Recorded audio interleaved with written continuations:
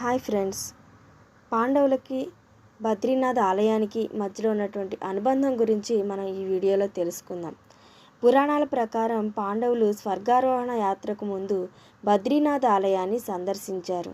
ఈ ప్రదేశంలో యుధిష్ఠిరుడు తపస్సు చేసి నారాయణుని ఆశీర్వాదం పొందారు అనే ఒక నమ్మకం కూడా ఉంది.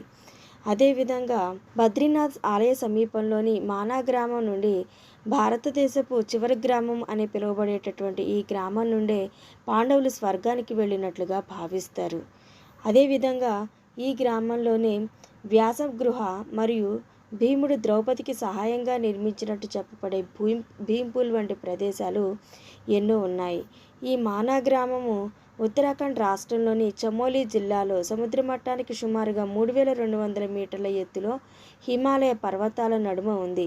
ఇది బద్రీనాథ్ ఆలయం నుండి సుమారుగా 3 కిలోమీటర్ల దూరంలో ఉంది. ఇది భారతదేశము టిబెట్ సరిహద్దు సమీపంలో ఉన్నందున గతంలో భారతదేశపు చివరి గ్రామంగా పిలిచేవారు. తాజాగా సరిహద్దు రహదారి సంస్థ ఈ గ్రామాన్ని భారతదేశపు మొదటి గ్రామంగా ప్రకటించింది. ఈ మానా గ్రామం ప్రకృతి ప్రేమికులు, ట్రెక్కింగ్ అభిరుచి కలిగిన వారికి ఒక ఆహ్లాదకరమైనటువంటి ప్రదేశం. హిమాలయ సుందర దృశ్యాలు, సాంప్రదాయక సంస్కృతి మరియు ఆధ్యాత్మిక ప్రదేశాలు ఈ గ్రామాన్ని ప్రత్యేకంగా నిలబడతాయి.